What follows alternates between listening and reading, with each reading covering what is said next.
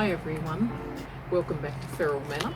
It's February and the garden is absolutely at its peak. It's lush, it's green. We are actually starting to harvest our tomatoes, which always are late in our garden. It's harvest time and, well, we're not the only people harvesting from our garden, as you can see. But it's been good. We've done lots of things this month. We've got grape harvesting, indigo leaf dyeing. We also have appleberry processing and a bit of weeding, a bit of planting. All sorts of things are happening this month. We'll also show you some recipes on how to make a very simple but tasty roasted tomato sauce. So sit back and enjoy it. There'll be links to all the videos we mention in the description below, and some of them, like the wine and the tomato sauce, will also be putting out as separate videos on our garden to kitchen playlist. So if you just want to watch those bits, you can find them over there as well.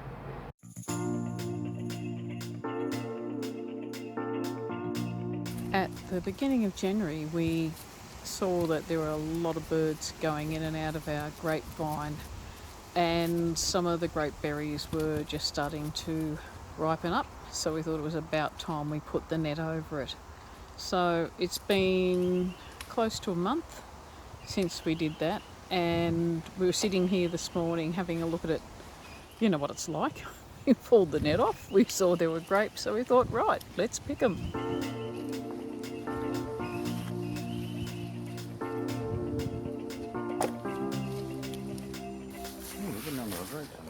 I know. Much more than I expected. I honestly thought it was going to be like a frugful. And we're way past that already.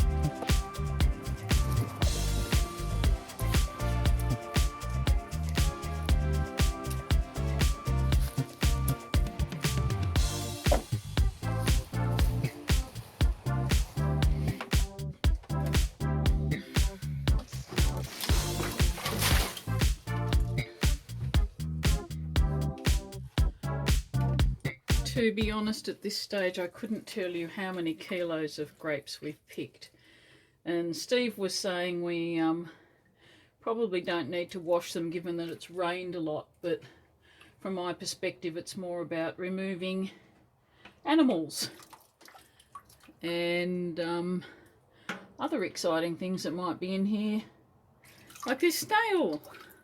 So yeah, I'm going to give these a rinse and the whole trug, and then we're going to move on to making some vinegar. Oh look, he's even ready and raring to go. I'm more concerned about spiders. We often get a lot of little spiders in these things and they really don't backstroke very well. Do you want to weigh one of these plastic tubs so I can work out how much the grapes are? Okay, so absolutely stunned to discover that we've actually got here in total over 12 kilos of grapes, all washed, not too many bugs.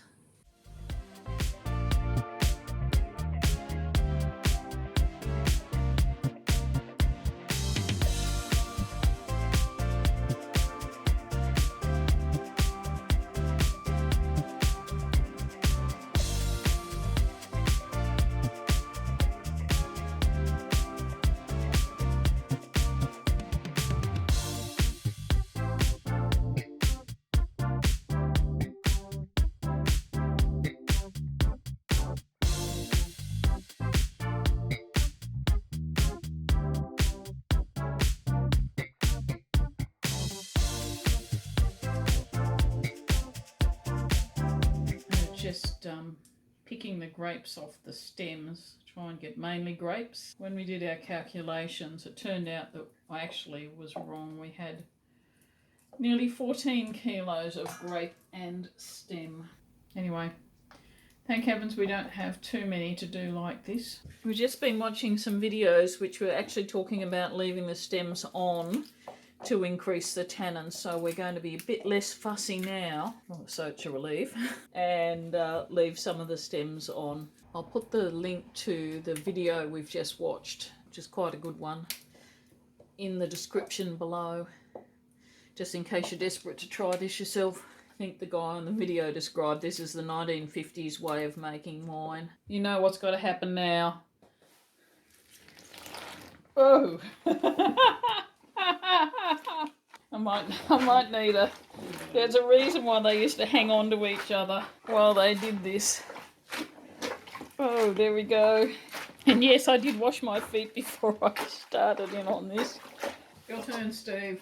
I think we're going to have to scoop stuff out and pour off the liquid and then re-stamp. I think that's what we're going to do. I think so. We're just going to start transferring the juice into the vat we're going to ferment in. Can't say it's a terribly appetising colour at this stage. If we leave it on the skins, it should be a bit better. We can start a new style in khaki coloured wine. Right, we are actually going to ferment this with a premium wine yeast, just we got from our local brew shop. And that's going to go in, everything's going to end up in this bucket with the yeast. I think Steve's going to put that in now.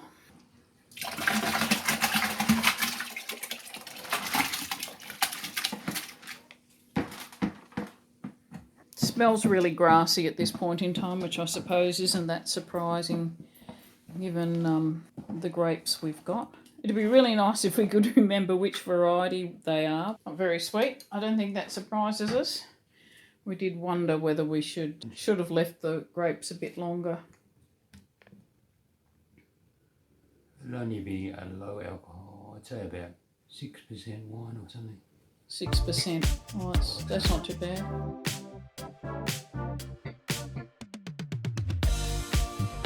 My Kangaroo Paws have done great service this year. They've just flowered amazingly, and you might recall that I pruned all the stems back off them last month, but this one over here particularly is now looking really a bit ratty. So today I'm going to take that out and just give that a rejig. And I should have probably mentioned it earlier, but one of the reasons I've got sleeves on this afternoon is that Kangaroo Paws do tend to have very fine hairs, which can be quite irritating to some people, and I just want to avoid that altogether.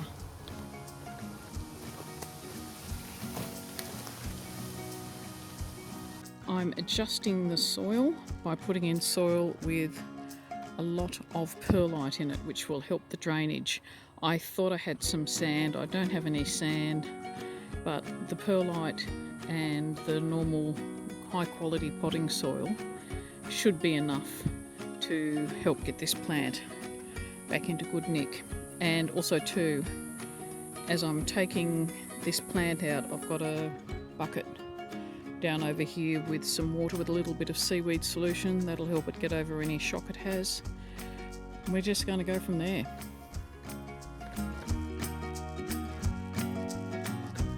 There's 2 Kangaroo Paws in here, plus a whole lot of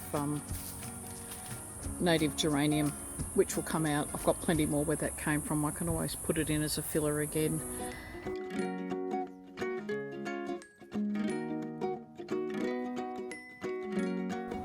I feel when I'm digging around that the roots on this side are right out to the edge of the basin.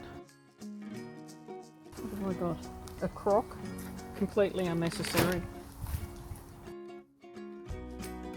I'm going to put this soil straight onto our green manure bed. I'm sure the worms will like it over there. And that's certainly one empty pot. The crock's not going back into it, fresh soil will. So my mix is 1/4 perlite to 3/4 of regular potting mix. That should be open enough.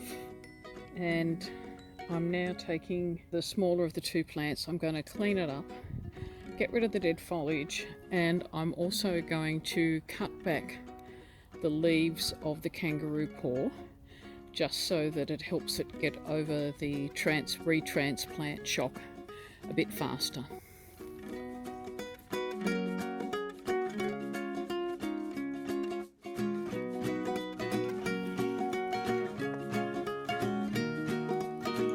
I am taking off some of these roots just to help it get it re-established, and they're really sodden, part of which is being put in the water, but I think the soil has been a bit too wet for it recently. Just a bit of overwatering.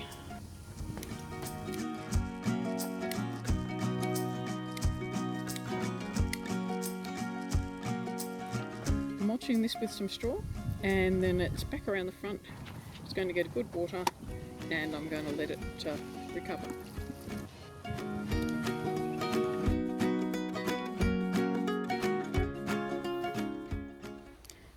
This is what I love about Feral Manor.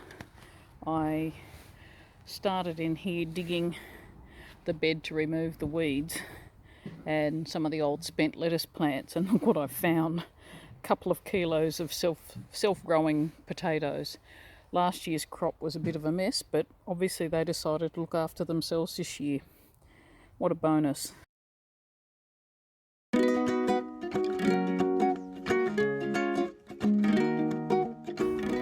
Okay, it's 7 o'clock in the morning and I'm here to do the first stage of my indigo dye processing, and that first stage is really straightforward.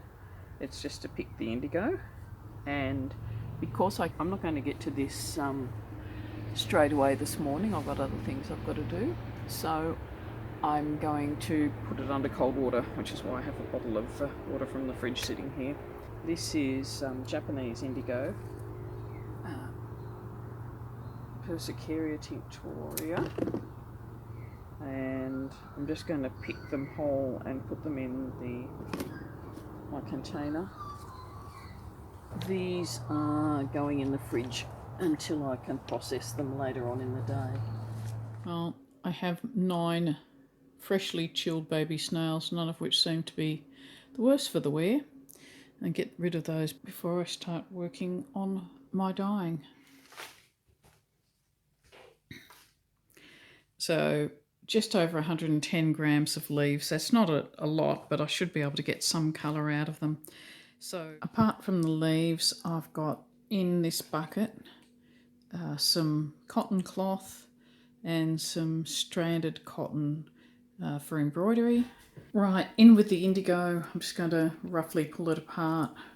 Bit of ice cold water on top, so just water out of the fridge, and a dessert spoon of salt.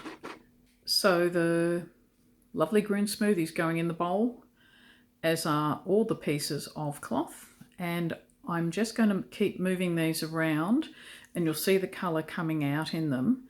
You cannot get a blue dye on cotton or linen or any other cellulose fibre in a fresh leaf vat. Only silk and wool, which are protein fibres or other protein fibres, will actually oxidise and turn blue in the fresh leaf vat, which you can see from the following example. Wow, I chucked in a silk scarf at the last minute and look at the colour it's taking on. I'm hoping I will get a second lot of leaves out of my plants. I think I've still got enough growing time to get some more leaves, and I plan to do another batch. And this time I will A, hopefully remember to strain it, and B, I'm going to focus on only using the protein fibres, so silks and wools, fibres like that, in that vat so I can get the blue colour. Just going to pull it out, put it onto there, and then into the bottle. Yeah.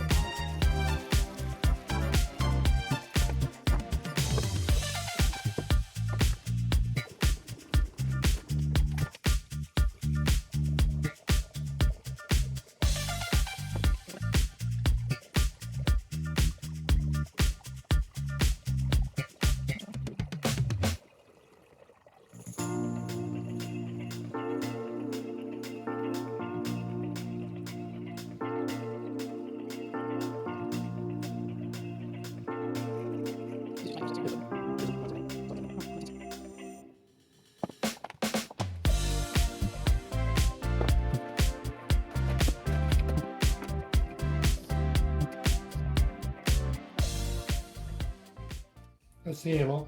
When it'll clear, and we'll decant it again. We'll do it probably another time or two before we let it sit for a couple of months, and then it'll really settle. All right.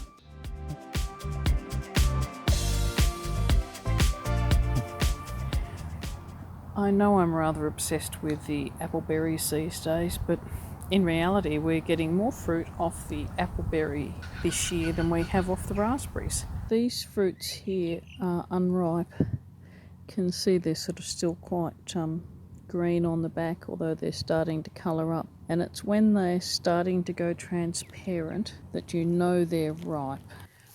I've learnt that the trick with appleberries is to be prepared when you pick, and the ripe ones tend to fall off.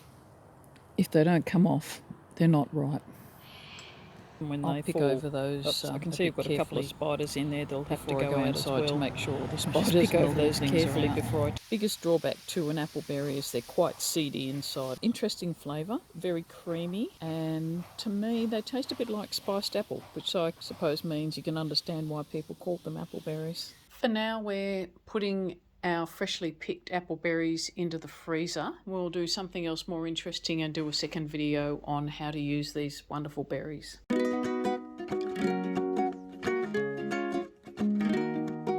Take some tomatoes, garlic, herbs from the garden. I've got basil and dill, a bit of salt and some pepper and some olive oil, and we're all set for roasted tomato sauce, which I will be using on pasta.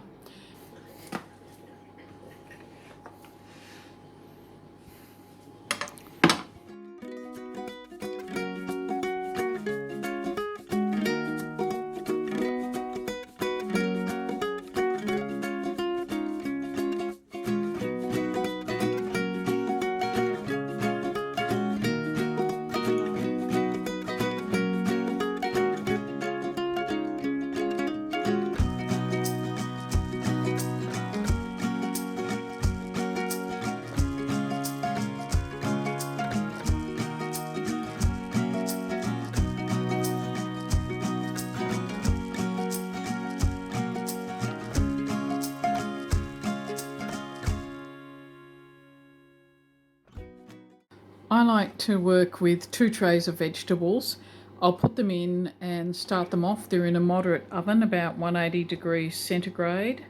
I've got dill, basil, and I've just chucked in a bit of tarragon at the last minute, onions and garlic, salt and pepper. Zucchinis or courgettes could be added at this time. I generally try and keep the tomato, just keep it to tomato, onion and garlic, just so that I've got more options when it comes to using them. But never fear, our spare zucchinis will definitely be added when we're cooking up this. I'll let those cook down for probably 20 minutes. I'll come and look at them and give them a mix up. And everything sort of shrinks down, which it does. I'll actually end up putting them all together in one tray, but I always like to start them off separately. I'm taking the herbs out, and I think I've got 2 options. I might put this through a blender or a food processor just to mix it up a bit. Yum. We're going to have this with pasta tonight.